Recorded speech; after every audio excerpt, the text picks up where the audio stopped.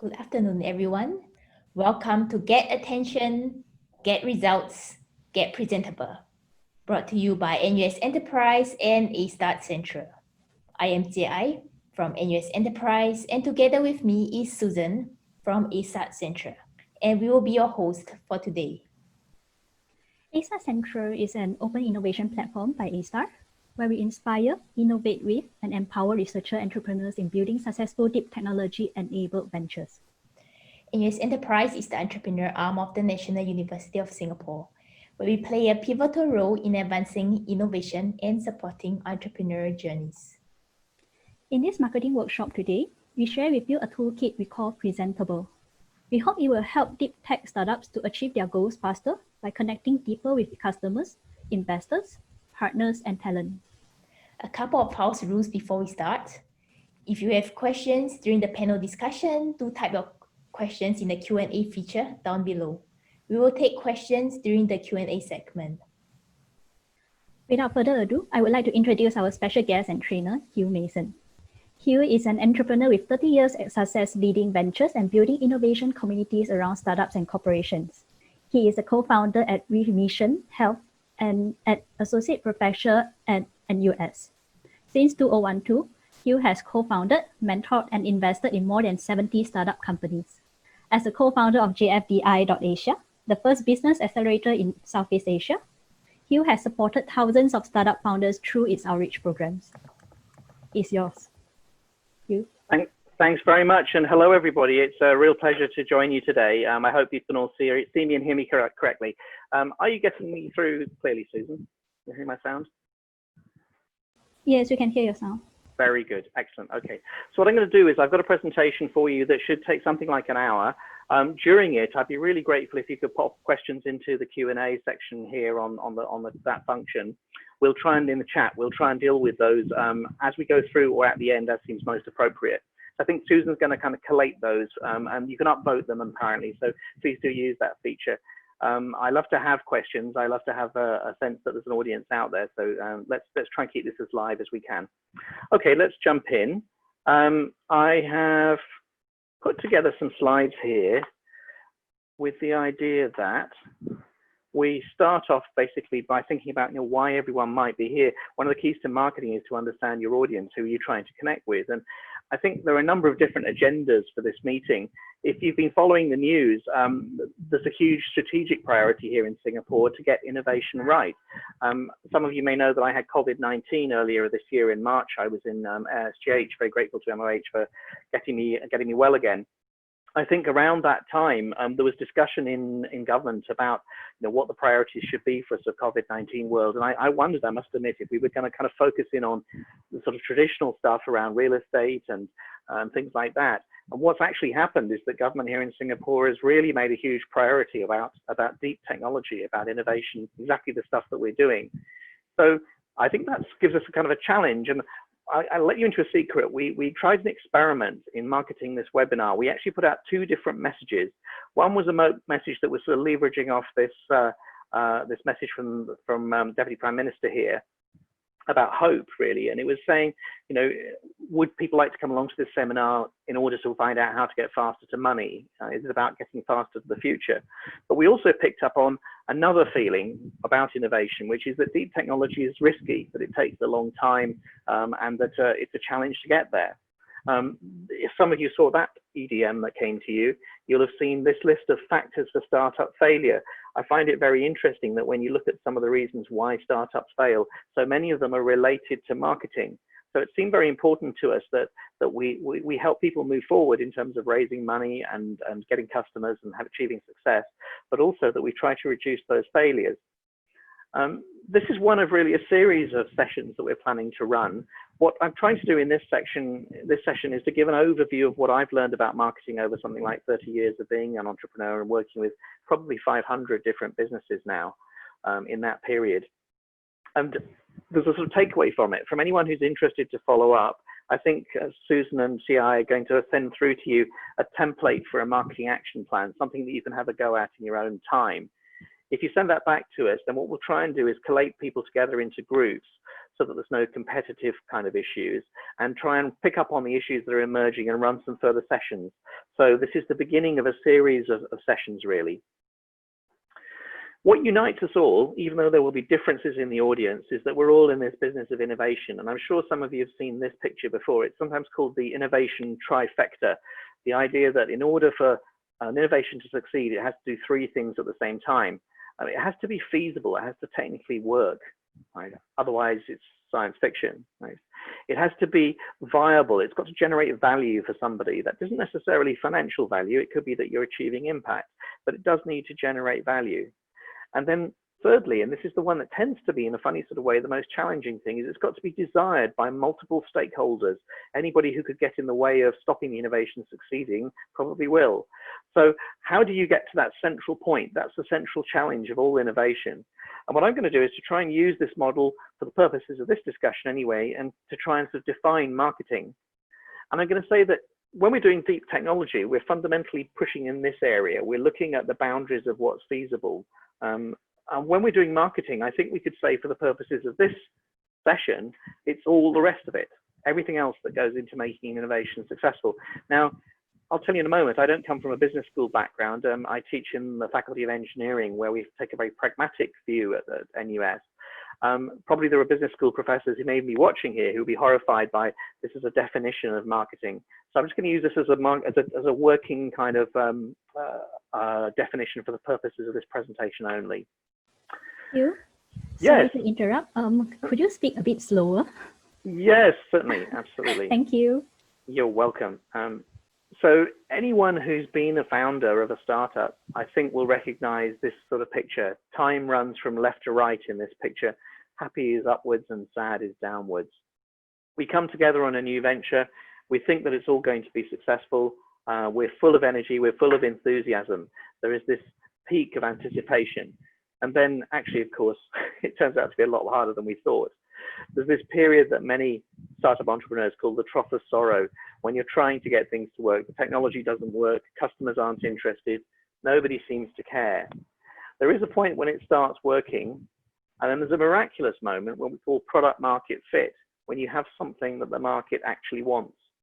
And that's when the business can actually start scaling. So I wanted to use this picture to say, if anyone here watching this recognizes this, we can sort of see two zones in here. There's a kind of startup zone when you're figuring out what the market wants and what you're going to offer it. And then there's a kind of a scale-up zone. And the moment when one changes into the other is this sort of, it's a region really, when product market fit is happening. Right? And what I'm going to suggest to you is that marketing is different in those two sections of a business's life.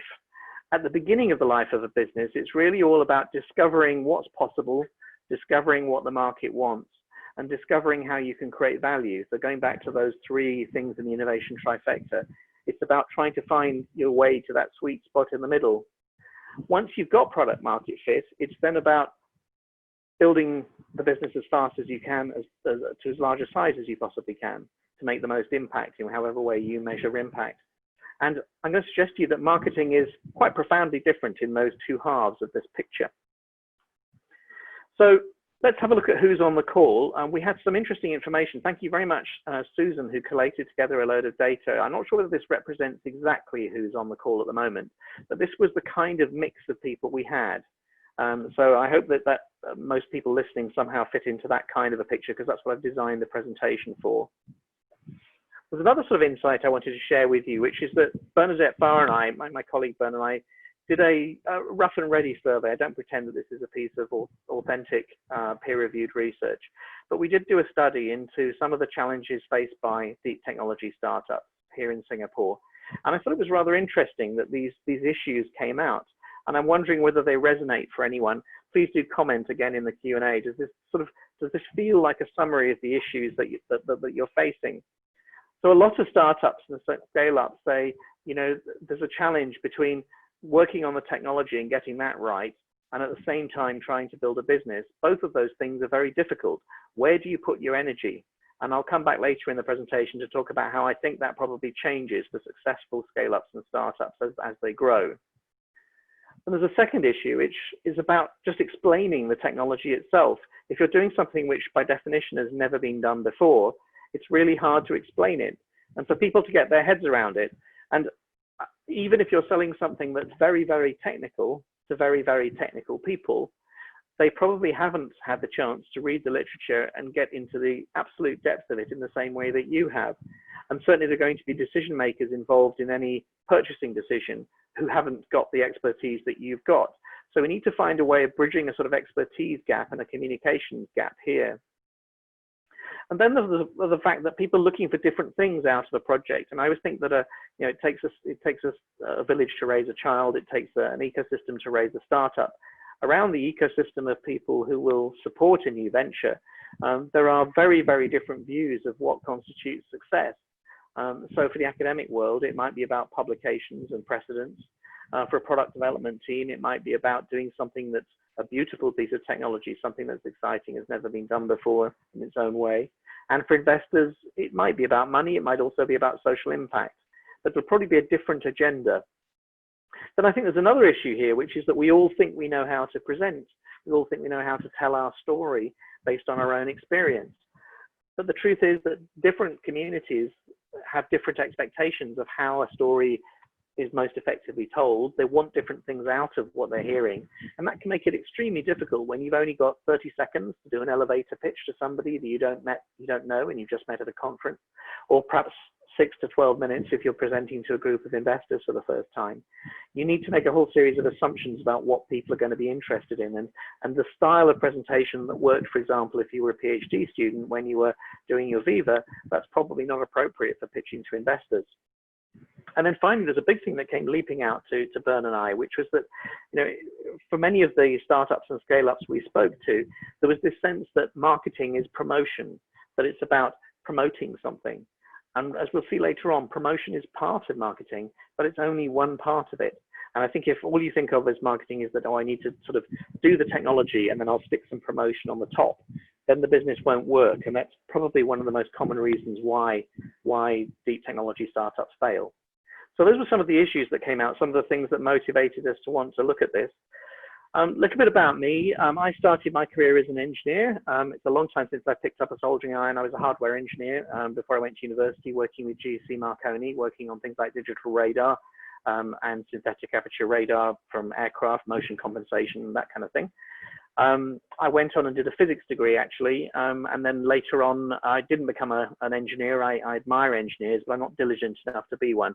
I realized that my skill, if I have one, is telling stories around science and technology, and I actually ended up joining the BBC, and when I was about 25, 26, worked on a live show that had about 10 million people watching it every week called Tomorrow's World. And that was an interesting challenge because we had to explain what a new piece of technology was, why it was relevant to people's lives, and how it worked, all in about sort of a minute and a half, something like that. So I had a lot of practice at putting together very simple, short explanations of complicated ideas. I went on to set up an investment and advisory firm. I became an entrepreneur myself, and I did a master's in leading innovation and change because I'm very interested in how to make this stuff successful. I moved to Singapore in 2009. Some friends call me an Angmo Korean. My son went to local school. He'll do his NS when he gets to leave school. We've been here over 12 years now. I live in an HDB, which I'm talking to you from now. So very much integrated with things here. And it was an honor about 6 or 7 years ago to be asked to join NUS as an adjunct professor. I have no PhD. My experience is practical from 30 years of being an entrepreneur. And I still have heroes from the scientific world. I remember when I was trying to explain science to popular audiences, this is one of my heroes in particular, Dr. Magdi Yacoub here. Some of you might know is a leading heart surgeon based in Britain. I think he's Egyptian originally, I believe. Magdi Yacoub, I was making a program about the blood circulation for 14, 15-year-olds, trying to think, how can I interest 14-year-olds in the science of blood circulation? And Dr. Magdi Yacoub gave me this fantastic line. He was kind of doing his surgery like this, and he looked up to the camera and he just said, "I'm now going to make a hole to let the blood flow up to his head." I kind of carried on with his surgery, and it was a fantastic way of explaining what we're actually talking about here is a real human being's life and a real human circulatory system. And I think the reason I tell you that story is because I think often when we're trying to do deep technology, we have to find touch points like that, things that will connect across the barriers of experience and culture and age. We have to find moments where we can engage with people who are not necessarily specialists as we are. Down at the bottom is Professor Jocelyn Bell-Burnell. Some of you might know she discovered pulsars. She was a great hero of mine. And up in the top left-hand corner is Dr. Harry Kroto, Sir Harry Kroto, actually, who discovered fullerenes. He and I actually had an argument the last time I spoke to him. He's dead now. He died in 2016. But we had an argument because he wanted to spend the $1 million he'd been given for his Nobel Prize money on communicating science to the public.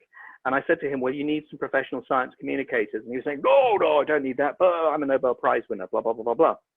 And I thought that was interesting because it kind of illustrates this challenge. Some of you may be aware of the Dunning-Kruger effect, as it's called. There was a fantastic paper written here in 2009 that looks at the problem that experts have. You know, if you're an expert and you know something in one field, there's a tendency to assume that actually you'll be fine moving into any other field. How hard can it be? How hard can it be? And I think one of the challenges often when folk who've been trained, for example, in science, try to move into business, is it's a very different way of thinking. And it can be easy, without being arrogant as such, to just assume that there's a bunch of things you don't need to learn, and actually you do. It may not be a science, like the hard science you practice in the lab, but it is an art, and an art requires practice, like dancing or playing football. Business is more like that, I think. And I'm very grateful for everyone being honest in self-reporting coming into this presentation. Again, Susan kindly ran a survey. This was how people rated their knowledge about marketing coming into this discussion. So most people are relatively inexperienced in marketing, and that's where I pitched this discussion to. So I hope that the more experienced people on the call will challenge me and pick up questions and clarify things in the Q&A. I'm not able to see it as we're going through this, but I do hope that there's a whole discussion starting there around issues that I'm going to talk about. Okay, let's move into the meat of it now. And I'm going to talk very distinctly here now about those two halves of the venture journey. I'm going to talk first of all about deep tech startups, and then we'll move into talking about deep tech scale-ups and how that works. So let's talk about startups first of all specifically. So I guess we should give a definition. What is deep tech? I've suggested that it's pushing at the frontier of feasibility, and I just want to dive into that in a bit more detail because I think it starts to reveal why there are particular problems and challenges with marketing deep tech companies. Some of you might be familiar with technology readiness level. It's a concept that I believe originates with NASA and the Department of Defense in the US. It's been in use since the 1980s. And the idea is that we can kind of map where a technology is in terms of its development from absolutely pure basic science through to something that's ready to send on a satellite, even if we can never maintain the thing ever again in its life. So for example, if I was working in a lab and I synthesized a new material and I squeezed it and discovered it created a voltage, I'd say, oh, I've discovered a new piezoelectric crystal, right? But it's going to be a very long time before that's available and ready to use as a transducer on a nuclear submarine for the defenses of a nation to depend on it, right? So there's a journey that technologies go through from basic science through to being accepted, available off the shelf. You can buy it out of a parts catalog. And that's true for every kind of innovation. You know, this pattern here on the back of the, I don't know quite what that's called, on the back of an engine here, jet engine, someone probably knows. But apparently that innovation took 7 years to go from an idea in someone's head through to something that's now a feature of quite a lot of aircraft. I'm sure you've seen it if you've been to the airport in the last 10 years or so. The reason I had to go through all that testing is because the aircraft is a complex system. There are so many parts that can interact with each other. You need to make sure that you've investigated all the edge cases. And of course, that's true for something like a vaccine as well. You know, I think we all saw probably the news in the last day or so. Unfortunately, the Oxford vaccine trial has been halted because it looks like there might be some kind of adverse side effect in that vaccine trial. We need to test for all of these things, and that's the reason why every technology, whether it's jet engines or vaccines for COVID-19, they all have to go through a structured process of evaluation like that. Now that's fine, and it's important for safety. However, from an economic point of view, it does present a challenge. Now, if you're a country like Singapore and you're saying, whoa, the world's changing, you know, China and America seem to be pitching a trade war between them. Our traditional role is changing. we've been a fantastic dormitory for multinationals. The Economic Development Board did a brilliant job for us, bringing 7,000 multinationals here over the last 50 years. Is that going to be viable for the future? What we'd really like to do is to build a business that didn't just bring other people's multinationals to Singapore, but created our own valuable technologies here. If we're going to do that, we need to kind of speed up the process. We need to make the process more robust, and we need to make it more repeatable, and we ideally need to make it happen faster. So a lot of the reasons for this discussion, the beginnings of a discussion today, are all about that. Now, complementing the technology readiness level concept, Professor Steve Blank at Stanford put through an idea about 2013, suggesting that you might also be able to have a kind of a investment readiness measure for startups. Do you remember that innovation trifecta I showed you earlier on, where we had feasibility, desirability, and viability, commercial viability? Well, the way I think of investment readiness is it's sort of crushed down into 2 dimensions, what is actually a 3-dimensional graph. You know, if you think of those 3 dimensions, you could plot the development of a startup on that in 3 dimensions. If you crush the dimensions of desirability and viability into one measure and you call it investment readiness, then I think you get something like the right-hand side. When that measure talks about the canvas, it's talking about the business model canvas, and we'll come back to that later on in this presentation. But it describes how a business creates a sustainable, scalable way of generating value. So I'm going to take those 2 quantities now, investment readiness and technology readiness, and I'm going to put them on a graph, roughly speaking, here. So in fact, not really a graph, it's a set of categories, isn't it? So there are 9 technology readiness levels, going from completely new phenomenon through to available off the shelf. And there are 9 investment readiness levels, going from an idea on the back of a cigarette packet through to something that you can buy in SimLim. Okay. And every technology starts off somewhere over here and it moves down somewhere over here. And the critical question that every innovator has to answer, and the thing they have to convince other people about, is that the technology should be done and that it could be done. Those 2 are the 2 fundamental questions that come out of that innovation trifecta at the beginning. And every technology, if you think about it, makes that journey. And I remember when I was a kid, something like a fax machine started off in the top right-hand corner. You know, it was a very sci-fi-ish thing. I remember my dad saying he'd got this machine at work, this is in the 1970s, that could send pieces of paper from one part of the world to another part, and they just popped out instantaneously.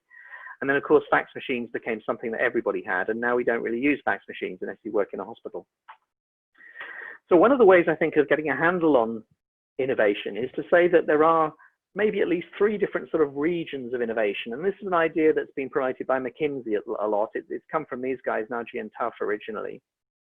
The idea that there might be 3 different horizons on which innovation takes place. I'm just going to pause and focus on this for kind of a minute or 2, because I think it's absolutely critical if you're trying to sell a deep technology product into another business customer to get a sense of this model, because it will help you understand why you're having challenges engaging with people. Most corporations sell things that they understand to people that they understand using processes that they understand. They're working in what we call Horizon 1. They're usually using yesterday's technology, actually, addressing the markets that they already know. And when people do what they call innovation in Horizon 1, this is most people in most large organizations, they want something that's absolutely zero risk. I buy it off the shelf, I procure it, I pay the money for it, and it starts delivering some benefit in my business within the next, quarter, or at least maximum, a year. I need to be able to show to my boss that if we bought this thing, there was zero risk involved and it made things better. So usually this is about reducing costs. It's about increasing efficiency. It's about that kind of thing. And that kind of stuff tends to appeal to chief financial officers. It's about saving money and efficiency. This section here, Horizon 2, is the kind of thing that chief executives like to talk about. It's about building on our strengths as an existing business, adopting technology which is maturing, being ahead of the competition, but there is some risk associated with it. So down here, well, I might, for example, if I'm running a bank or a production line making batteries for laptops, I might say I can't possibly accept any risk. If I put some new chemical into my batteries and then it turns out that they burst into flame when people are flying with them in the air, that's going to result in huge lawsuits and it's going to destroy our brand. So I can't possibly introduce anything until it's really, really well tested. On the other hand, I might be a business that's facing competition and say, well, I need to take some risk. I need to adopt stuff before the competition does in order to stay ahead.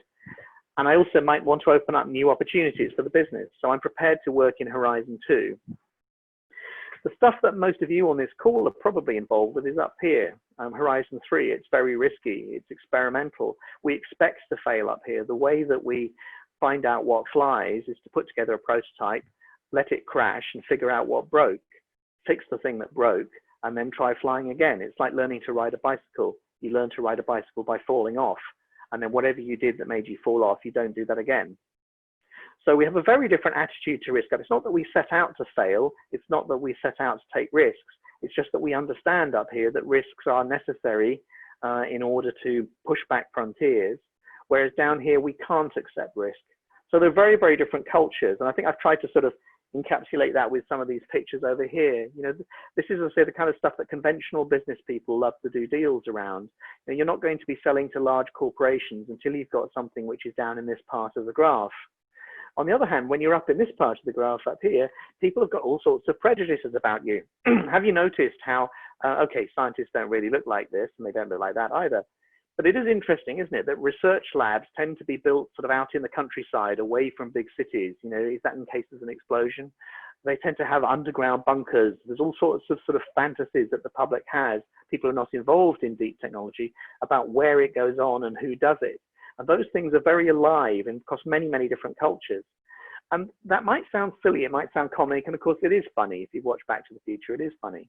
But it has a big effect in terms of trying to sell deep technology into risk-averse business people down here. I think that cultural gap comes about because in order to be able to do this stuff over here, you have to take quite an extraordinary journey. And this is a lovely picture put together by a guy called Matt Might. I just want to take sort of a minute or two out here for anyone who hasn't seen it. It's called The Illustrated Guide to a PhD. And I think it sums up why being a specialist makes it so challenging to connect with other people. When we're born, if this is the entire circle of human knowledge, we know absolutely nothing. We go to primary school and we start figuring out how to do some maths, how to read and write. By the time we've finished secondary school, we've got a general grounding in how the world works, but at a very shallow level.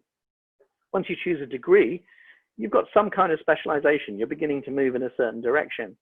And of course, if you do a master's, then you can extend that. Now, if you start doing research, you push out, you read what's in the literature, you're actually, quite quickly, you'll reach the frontier of what is known. If you focus on that, and you keep banging away against that frontier for years and years and years, eventually, you might make a dent in the universe. And if you do that, you get a PhD. And the wonderful thing about having a PhD is it means you can see what no one else has seen before. This was the privilege I had as a science filmmaker. I worked with people who'd seen smaller things, who'd seen further things, who'd looked at the world in a different way that had never been seen before. It's an enormous privilege, but it comes with a cost, which is that the rest of the world doesn't see what you see. That's why there is a disconnect. And I think it's hard when you work in an environment that is where you're surrounded by others doing deep technology. It's very hard to appreciate just how much of a specialist you've become. So I think that's why there's some kind of disconnect. And it might start to explain why, if you put deep technology on that landscape we were looking at earlier, it might start to explain why it's such a challenge to communicate it. You know, the science is not just unfamiliar to the general public and non-specialists, it's actually unfamiliar to people in your field as well. I remember once at NUS, we had a research team had come up with a new material for binding together the materials that go into a rechargeable battery electrode. And I said to these guys, okay, who are you going to sell that to? And they said, oh, a battery manufacturer. So I said, well, who would that be? Samsung. And I said, well, does Samsung themselves make batteries? No, they don't. But they might have a subsidiary company that does it. Okay. So imagine you go and knock on the door of the subsidiary company that's part of Samsung's group, and you say, okay, I've got this new binder for cells. It makes them charge 4 times quicker. And who are you going to talk to? And they said, well, maybe the CFO, the Chief Financial Officer, or the CEO. And I said, do you think they'll be the decision maker? And actually, as we pinned it down, we decided that the really critical person they'd have to persuade to take on a technology like that would be the production director, the person who's actually responsible for that battery cell production line. Because as I was saying earlier, if they put an unfamiliar substance into a battery production line where you're making tens of thousands of batteries a day and something goes wrong, then it'll be a total disaster. So there is a real communication challenge when you come up with something that's a deep technology product. And I think this one is a particular issue in our age. You know, it was very interesting when I was working in the BBC around the time that American companies like Monsanto were trying to launch genetically modified crop seeds into agriculture around the world. In Europe, there was an enormous amount of misinformation about genetic modification of living things. And that created an enormous backlash, which not only resulted in legislation in the European Union, I think banning genetically modified crops, but it also resulted in huge consumer resistance to any food product in particular that may have been made through genetic manipulation. Of course, the scientists involved said, well, we've been doing selective breeding of plants for years. We've been doing genetic engineering like that for years. We're just doing it in a new way. But in order to convey what the benefits of that technology might be, and to move it into an area where people felt comfortable buying it, that was an enormous challenge. And because the companies didn't manage that challenge early enough on, the technology didn't take off in Europe. It has done in the US, but not in Europe. So I think if we're trying to answer these could it be done and should it be done questions, deep technology produces a challenge because there's a kind of a chasm between here and there. And a lot of it's to do with communication. So that's what we're going to focus on from now on. There are, if you're a startup, a couple of different ways of dealing with the mismatch between your ideas and what the market wants. The traditional way of doing it is to, as I say, put a bunch of researchers somewhere in a remote field, have them come up with lots of ideas, and then have people with suits pick the best ones, in theory. Then you put together a team of engineers to turn those ideas into products, and then you hire a bunch of salespeople and you try and sell it to the world. If you're lucky, you have a success like the transistor or nylon, and it becomes a world-beating product. But actually the truth is that that sort of big business Bell Labs approach to innovation doesn't work most of the time. 70–80% of innovation is done in large corporations using this kind of an innovation framework, as it's called. They fail for all sorts of reasons, which we could go into another time if people are interested, or pick up in the Q&A. So more recently, people have tried another approach, the startup approach, which is basically to come up with an idea as quickly as possible, build some kind of prototype of it, start testing it, see if it starts to produce any benefits anyone's interested in, get some data back and learn from that. Of course, this is not an unfamiliar pattern. For anyone who's used to doing basic research in a lab, this is the kind of thing that you do. You do a quick and dirty experiment, get some kind of a hunch and build on it. So what you end up doing is going through an iterative process where you cycle around that loop, and you might end up in a different place from where you started, but you will end up with something that people actually want and something that generates value. It just might not be what you started off with. Now, that can be a problem in a corporate world where people are very interested in investing money into research, into stuff that fits corporate objectives and strategies and so on. So traditionally, the route in the kind of corporate world, or indeed in a lot of the research we do in the public sector here in Singapore, is to go through a series of stages where we prove the technology, and then only at the end have a kind of go-to-market strategy, which is a sort of thing that's bolted on the end. In recent years, there's been more sort of rigor come into the evaluation of research proposals at these earlier stages down here, but it isn't yet as strong as it could be, in my view. In my view, this is perhaps what we ought to be doing. We ought to be considering the investment readiness level question. We should be considering the should it be done question in much more rigor earlier on. I would even suggest that while we have a principal investigator that looks at the science, we should perhaps have a commercial investigator with equal status, which can work with projects which are going to use substantial public funding. Because otherwise we can see from the numbers that the success rate of getting to the bottom left-hand corner, or what you might call the cozy corner down here, that success rate is remarkably low. The problem with doing this approach is it's very, very expensive to put millions and millions of dollars into something and then find out that actually the market doesn't want it. I want to give you a couple of case studies that illustrate this and also illustrate the limits of it. So I think about 8 years ago, something like that now, my son was, 5 or 6 years old, and he saw my wife and I doing email, and he wanted email, but he was far too young to have his own email account. So when I saw this app being advertised, Maily, I don't have shares in it, by the way, in case anyone's wondering, it said your kid's first email. I thought, fantastic. And I downloaded the app. and it was completely useless. It didn't work. And it had a huge green button up in the top right-hand corner at that point that you could click and give feedback to the developers. So I clicked the feedback and said, guys, this is a fantastic idea, totally crap execution. And within 2 hours, I'd had a message back from the developers in Spain saying, yes, we know it doesn't work. We know it's crap. We only came up with the idea on Wednesday. We launched it on Saturday. 10,000 people have downloaded the app. Now that we know that they care, in other words, that the idea should be done, now we'll figure out what to do, what could be done. Now, that's a lovely story, and it illustrates so-called lean startup methodology perfectly, I think. Of course, that's not possible. As a plastic surgeon said to me, I can't do an experimental plastic surgeon's operation on aesthetic surgery on someone's face and say, I'm sorry it messed up. I'll give you 10% off version 2.0 in 6 months' time. Plastic surgery is not the same as software. So you can't do exactly this with everything. But I do think it's an interesting approach which can come into many areas of science. And I think where people don't do that, it's quite interesting to look back at what was once deep technology and say, well, what happens if you don't understand customer needs?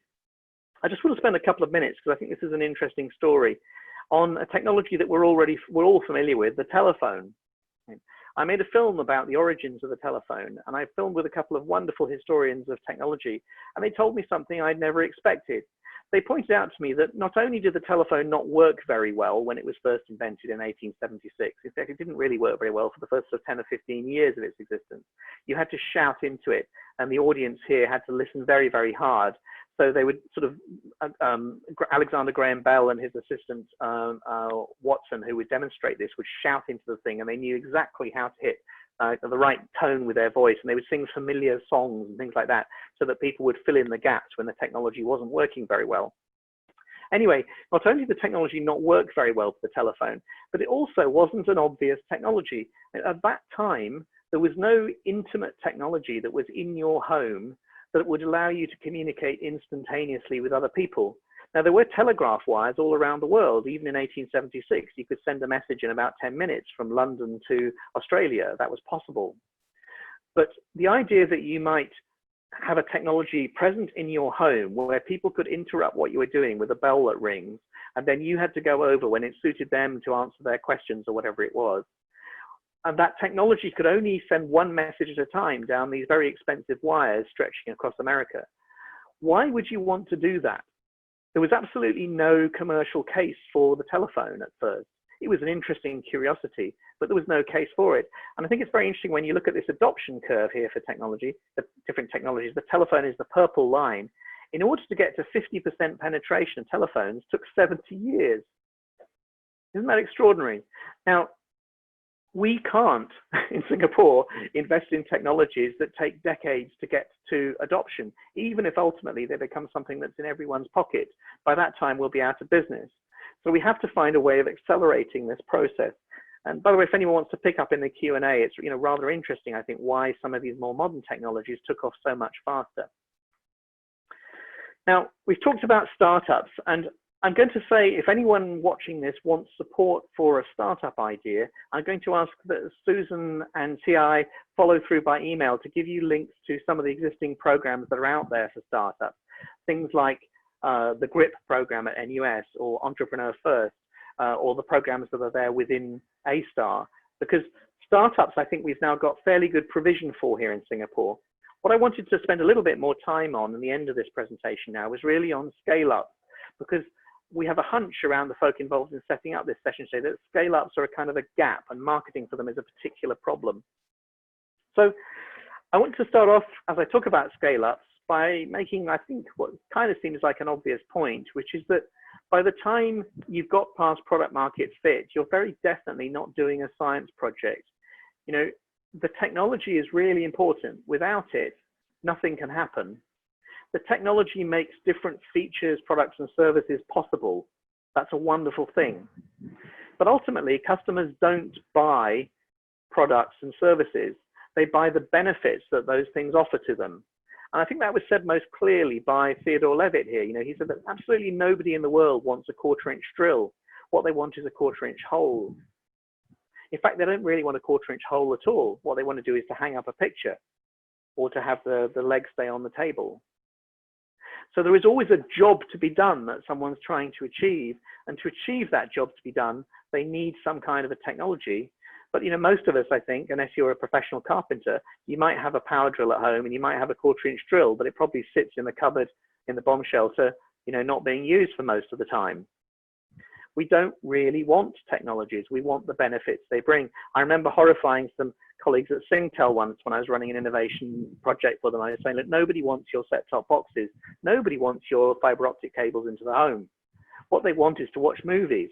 What they want is to understand if their grandmother's safe at home. What they want to know is their kid safe after they've got sick at school. Those are the things that telecommunications makes possible. The technology itself is, at the end of the day, just a means to an end. I think that's terribly unfair, because I know, from having been a practicing engineer and having worked alongside technologists for 30 years, I know how challenging and difficult and underappreciated technology is. But the sad truth is that ultimately we are building businesses. If we're doing ventures, we're not doing science projects. It isn't about the papers. So that may be true at the end of the journey, but of course it's not true at the start for a deep technology startup.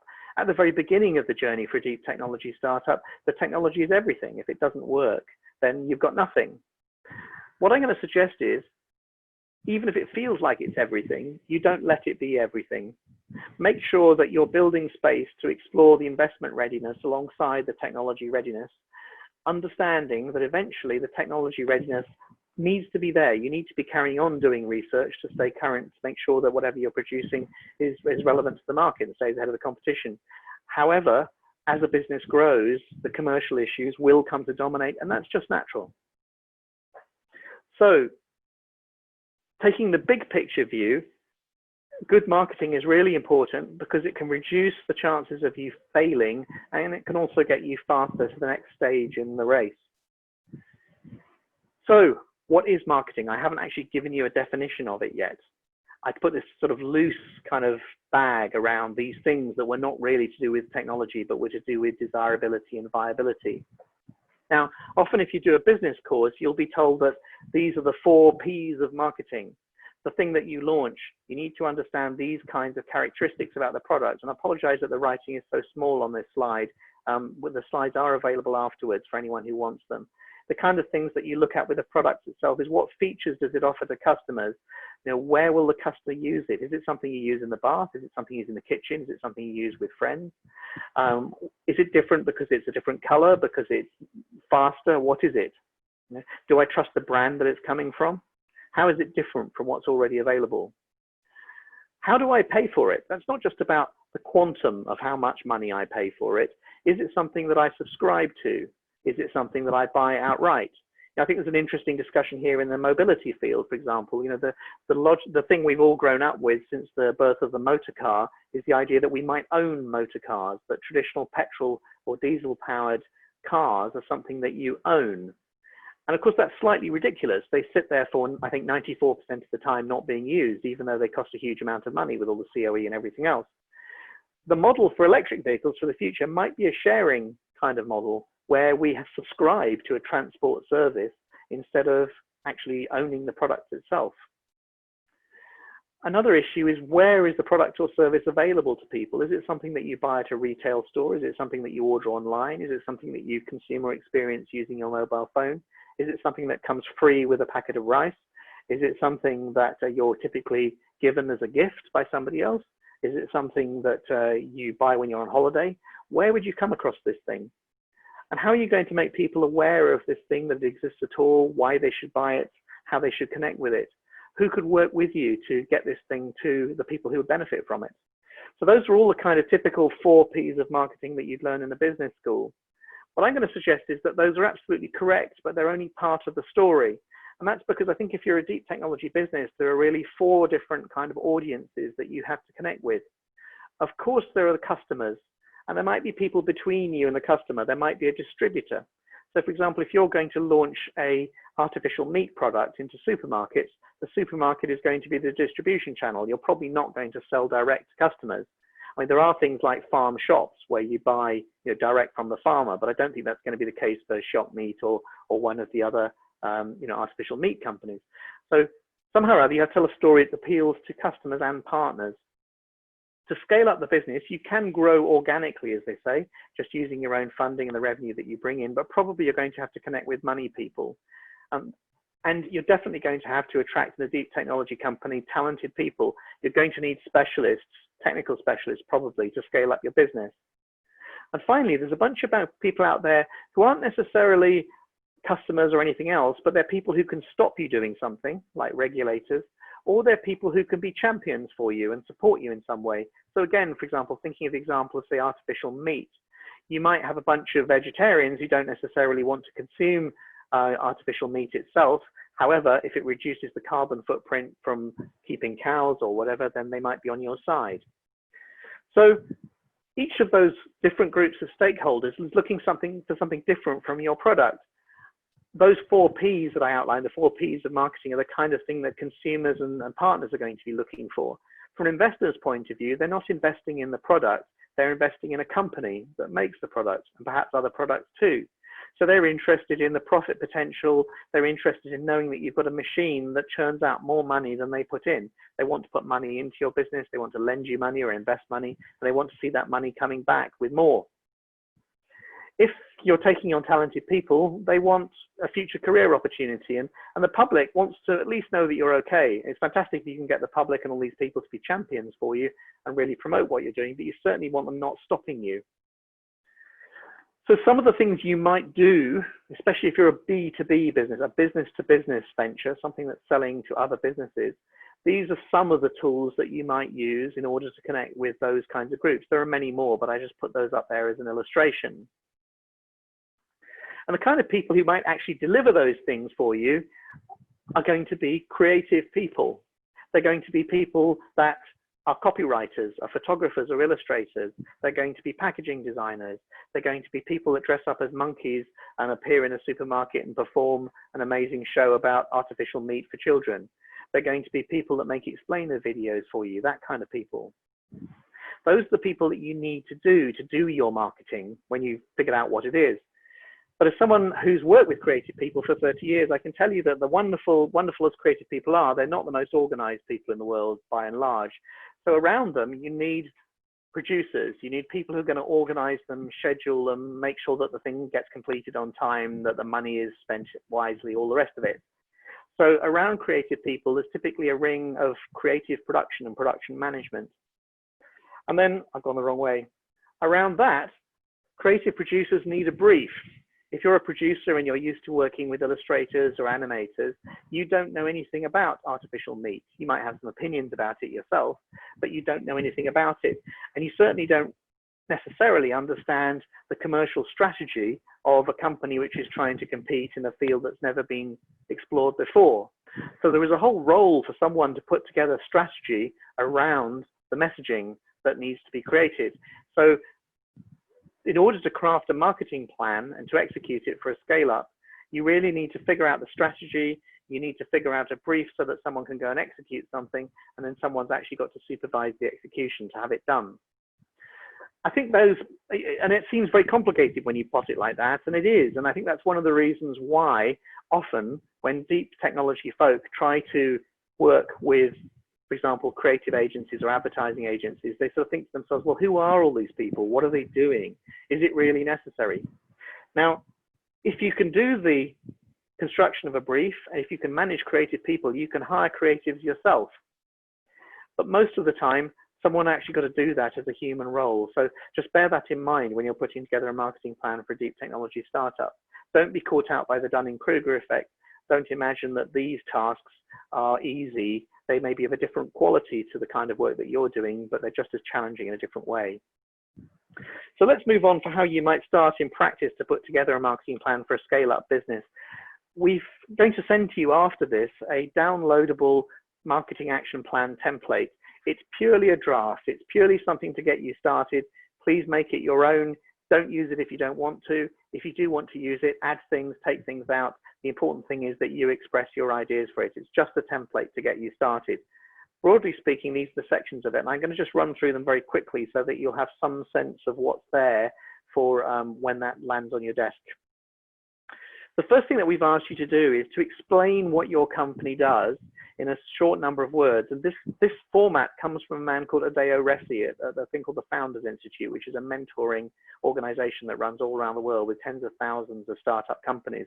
And I think it's an excellent way to begin articulating what a business is. Now, I've written down here, I sort of run through an example for a business that I'm working on at the moment. When I was in quarantine for COVID-19, I realized that cross-border travel was going to be a huge challenge. So I put together a business called TrustScan. It's a for-profit company based here in Singapore. In physical terms, it's an online platform and a mobile-based digital app. What does it do? It helps cross-border passengers and these different stakeholders to figure out what they have to do to travel safely with COVID-19 and make sure that they're doing it safely. The result of doing that is that they get to be where they're expecting to be on time, and that all the people who are carrying them there, the airports and the airlines, can work with profitably again. And the secret sauce that goes into that, the thing that's unique about that, is a proprietary database and a whole series of relationships that make accreditation, notification, and compliance tracking possible, so that we can register, has someone had the right COVID-19 test for the place that they're trying to visit? Is it still valid? Was it done by a competent person? So the first thing we've asked you to do in your marketing action plan is to express your business in these terms. And I'll warn you before you start that it looks easy and it's actually extremely difficult. My top tip for doing it is to try and do it with someone who knows nothing about your business. Find an intern that you're just bringing in and try and explain it to the intern. Something like that. Go through until you've got a description that's at maximum this kind of number of words. So that's a description of that business. Next, we've asked you to describe how does your business work and what are its strengths and weaknesses at the moment. For those of you not familiar with a SWOT analysis, it's a very simple way of saying where is my business at the moment. Internally, what are its strengths and weaknesses, and looking from the outside, where is it at? And when you fill in those boxes, I suggest doing that on something like a 3-year horizon, because it's very hard to do it beyond that. Now, we've just got a few minutes here. I think when we've got time to look at a business model canvas, I don't know how many people are familiar with the concept of a business model canvas, but in many ways, you could say that marketing is about making a business model canvas work. It's about making the parts of a business come together. So I thought it was worth trying to show you a little animation on this in case you haven't seen it before. Now, I'm just going to ask Susan, if you can't hear the sound from this when I play the video, do let me know and we'll find another way of doing it. Okay.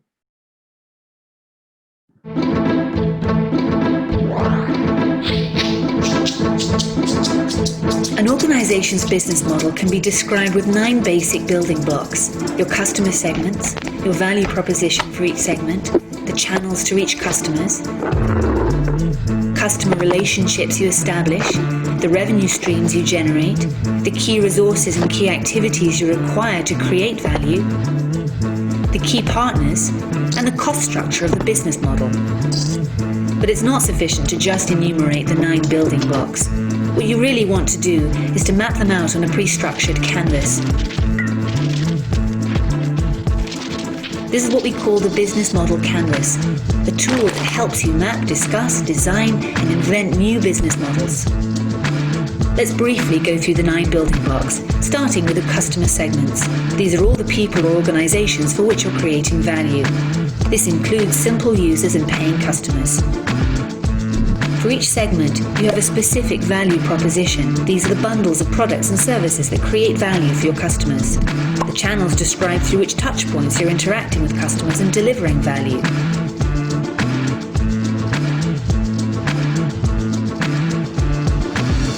The customer relationships outline the type of relationship you're establishing with your customers. The revenue streams make clear how and through which pricing mechanisms your business model is capturing value. Then you need to describe the infrastructure to create, deliver, and capture value. The key resources show which assets are indispensable in your business model. The key activities show which things you really need to be able to perform well. The key partners show who can help you leverage your business model, since you won't own all key resources yourself, nor will you perform all key activities. Then once you understand your business model's infrastructure, you'll also have an idea of its cost structure. So with the business model canvas, you can map out your entire business model in one image. This works for startup entrepreneurs just as well as for the most senior executives.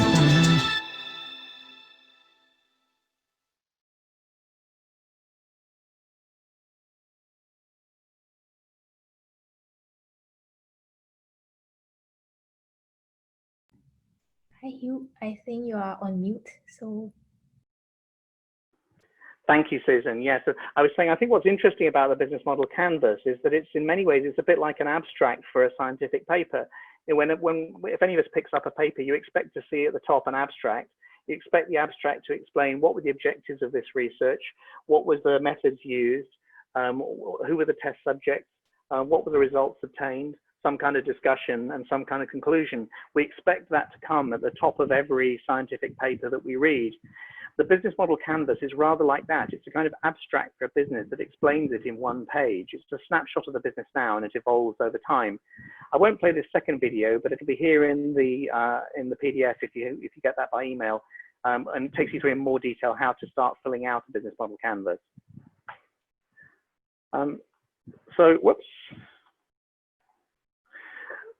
We've also asked you to start expressing who are you trying to sell to, what's the size of the market that you're trying to address, and which industries are you trying to move into. Often when we're launching a new deep technology product, there are many different industries we could sell it into. There are often different applications for deep technology products, but which ones are we starting with? And then for each of those industries, what political, economic, social, technological, environmental, and legal factors are going to affect that industry over the next 3 to 5 years? So you'll find those boxes in the template also. We've asked you to describe who are your customers.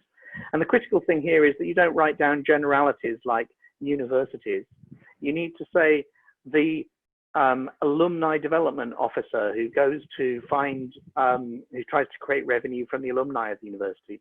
We need to identify exactly who it is that you'd pick up the phone and try and call if you were trying to sell to. We've asked you to outline what would be the kind of marketing messages that you might want to use with each of those groups of people, focusing on customers, but starting to think about other people as well.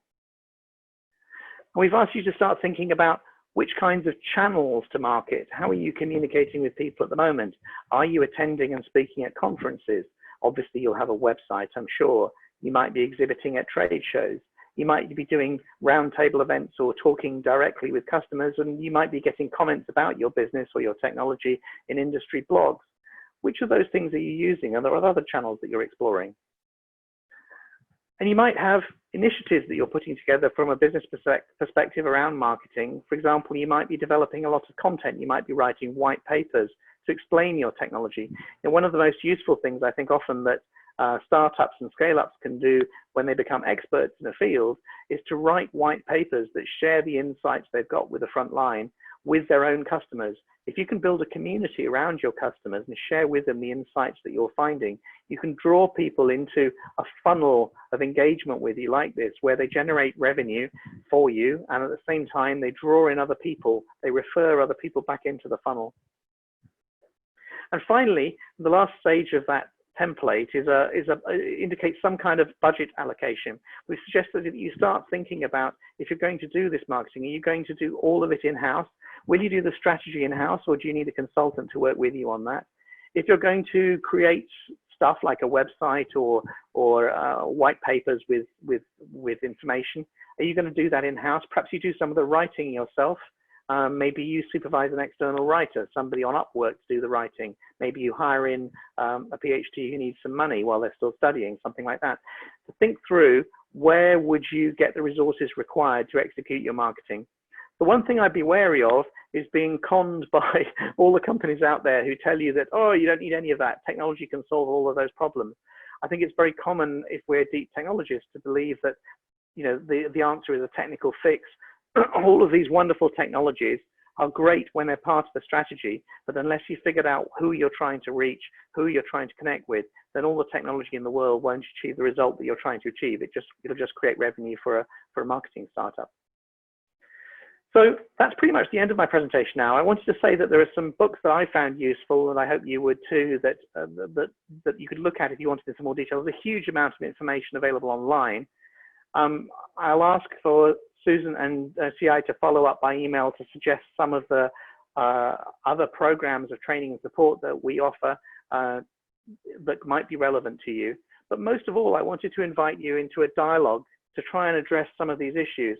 You know, in 1 hour, which is what I've been talking to you for now, we've really only been able to touch on what marketing is and how it connects with deep tech startups.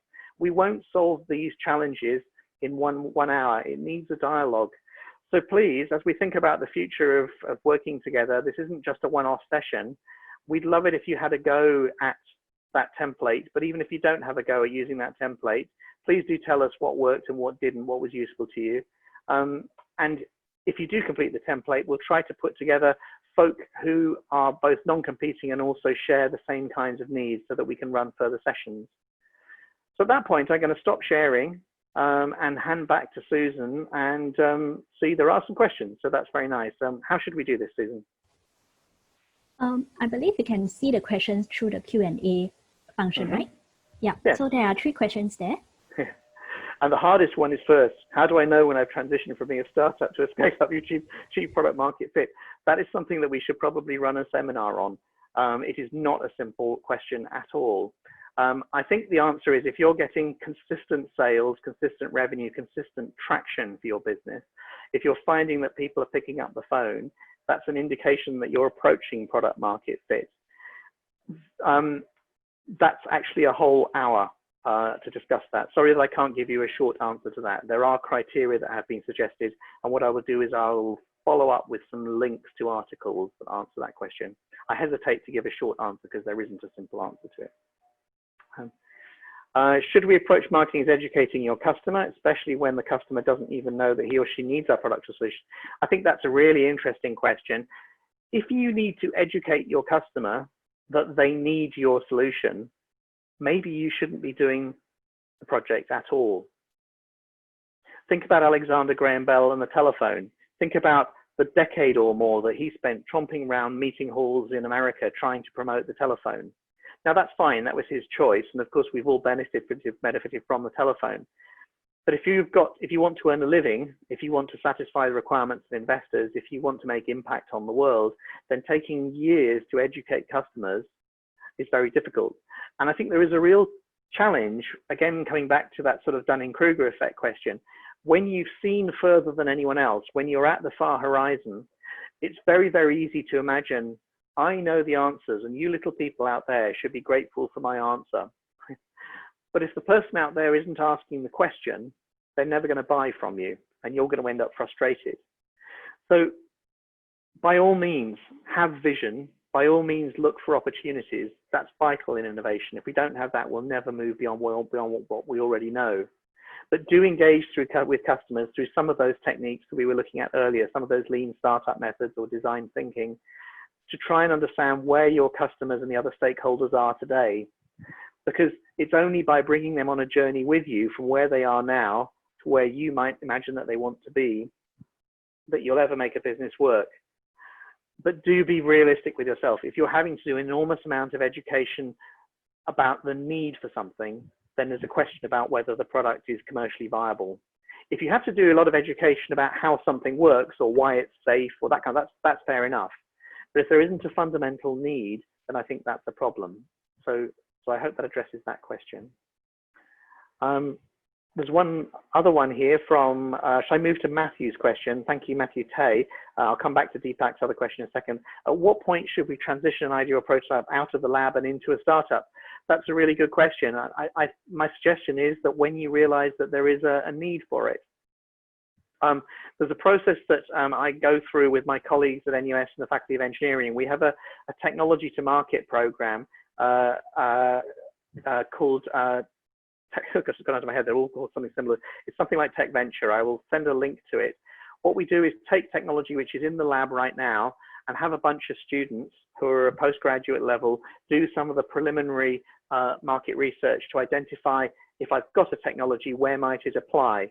Let me give you an example. We had a technology recently which allowed power to be sent across a skin barrier to an embedded medical device. So if you've got some kind of sensor that's embedded or a pacemaker or something, you need to send power to it, and you also need to extract data from it.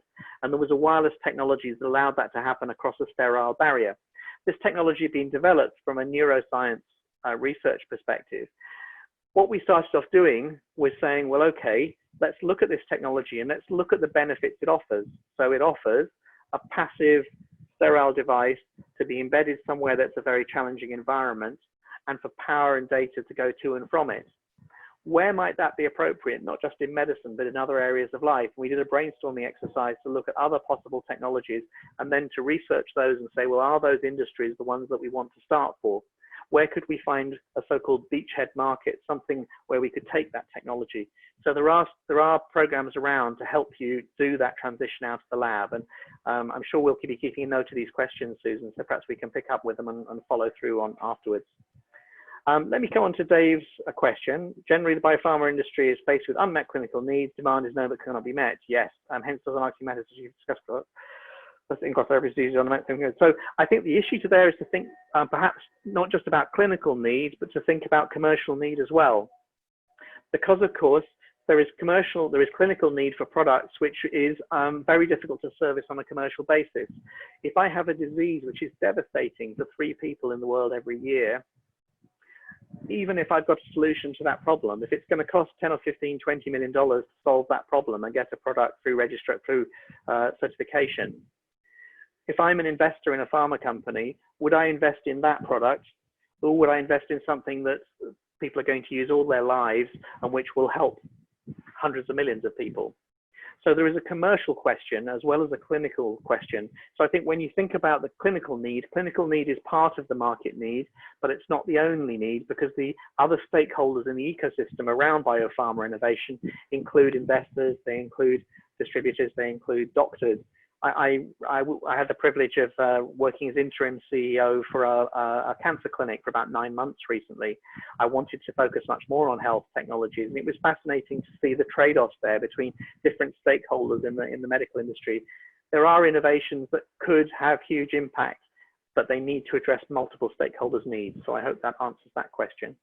I'll just pick up Deepak's third question. How much of the budget should a startup or scale-up invest into marketing, especially if you're B2B or enterprise? So I think the key thing there is to have a business model that you understand. When you're a startup, you are very much flying a kite to investors and financiers. You're saying, I think I've got an interesting technology. I think it's going to work. Please give me some money so I can explore it. When you go, and that's when, if you're raising what they call a seed round for funding, you know, if you're raising a few $100,000, maybe up to $1 million here in Singapore, you can get away with an argument like that. But if you're raising a Series A round, if you're starting to raise millions of dollars to scale something up, you need to understand not just the technology, but also the business model. So you ought to be able to say, if I put $100 extra into marketing here, it creates this much extra revenue, traction, whatever benefit out the other end. You need to show a Series A investor that you understand the business model as well as the technology and the science. So the answer to your question is, if you're a startup, marketing is about research. I would put as much of your budget as you can into understanding your customers, because ultimately they're the ones that are going to make your brilliant technology have impact in the world. If you're a scale-up, you ought to be able to calculate. You ought to be able to understand, if we spend this on X, then Y will happen. And an investor that you pitch to at Series A will be looking for you to have evidence to back up that kind of argument. So I hope that answers that question. Amishi's asked sort of a creative lookout, but how do you sync in your marketing with your branding, given we want to start out but also cater to general demand? That's a really great question. I think it's really challenging when you're starting out as a startup, when you've got a technology which is still evolving and you're still looking for the beachhead market where it might apply. How can you brand it? Branding is a promise in one sense. You know, if I go to Starbucks, I know what I'm going to get. That's why I go to Starbucks. If I go to Crystal Jade, I know what I'm going to get. That's why I go to Crystal Jade. So when I brand a startup, if I don't yet know what the startup's offering, it's extremely hard to choose a meaningful name. It's extremely hard to choose a meaningful graphical representation of what the startup does. It's very hard to tell sort of key stories around the startup because they haven't yet been fully discovered. So I think that's a challenge for startups. For scale-ups, it should all grow out of the strategy. By the time you get to be a scale-up, when you found where your market should be, where you found where you can start growing and getting traction, then build the marketing and the branding around that. bearing in mind the future markets that you might want to move into. And sometimes, of course, if you're doing a technology solution that can apply in several different markets, you might actually sell it under several different brands. It might be, for example, that if you've got a biopharma product that works well for human beings, you might give it a different brand for agricultural animals because human beings don't like the idea that they might be taking the same drug as cows necessarily. So you might give it a different brand name, even though it's basically the same product and it's even having the same effect on an animal's metabolism, for example. So branding, I think, needs to grow out of the promise that you're making to the customer and the other stakeholders, and therefore it needs to grow out of a true understanding of exactly the market that you're targeting. I hope that answers Amishi's question. Deborah says, should intellectual property creation be a big focus for deep tech startups? Generally speaking, it is important to have something that's protectable. And I think when you think about intellectual property, you might think about patents, you might think about design rights, you might think about copyright in software. There are all sorts of strategies for the sort of tools for protecting those things. Another thing I think is critical to think about, though, also is realistically, are you going to be able to defend those rights? So there's a famous story around Sir James Dyson, for example, when he put together the cyclone in the vacuum cleaners for which he's famous. I believe that was that patent was infringed by a Japanese manufacturer, and it cost him an enormous amount of money to prosecute that Japanese manufacturer. He won, and ultimately has become a billionaire because of it. But without basically betting the farm on fighting that lawsuit, and going through all the distraction of fighting that lawsuit, he wouldn't have been able to defend the patent. So I think one of the other things to think about is sort of an intellectual property strategy, which certainly comes down to identifying where you have intellectual property differentiation, but also thinking ahead in terms of how are we going to defend this, how are we going to leverage this, how are we going to apply it. Because an automatically spending tens of thousands of dollars very early on getting very detailed patents written, on getting everything trademarked. If you talk to lawyers, they'll always tell you this, that you should do these things. And that's because they get paid for doing those things. They're not giving you bad advice. It's a bit like a doctor saying, oh, you should have this surgery, you should have this medicine. Just remember that the doctor's sometimes making profit off selling you that medicine or doing that surgery, in the same way a lawyer may be making profit off doing the IP. So they're not giving you insincere advice, it's just that it comes with its own agenda. So think through an IP strategy as well as an IP protection strategy and an exploitation strategy, as well as just protecting things. That would be my advice there. So we've come to the end of our questions. I guess if anyone else wants to pop in with something, I'd be delighted to pick it up. If there's something private that you want to raise, you've got my email from the presentations. If you'd like to follow up on the actual process of this, I think, Susan, are you and CI going to be actually doing the follow-up with people directly? Yeah, so we will send a post-event emailer. So we will check in with the participants with some surveys and also follow up on the future plans. Very good. Very good. Well, thank you everybody for listening. Really, really appreciate your time. There are probably closing things from an admin point of view you want to do, Susan. But from me, thank you very much for listening, and please do give me feedback. This is the first time I've done this presentation to this audience, so it's not going to be right. I'm doing Lean Startup too. I want to iterate. I'd like to learn, so please tell me what I can get right. So thank you, Hugh, and thank you everyone for tuning in to today's session. If you have any questions, do drop us an email or comment in our Facebook page, and we will address them there. So thank you once again, and goodbye. Thank you, everybody.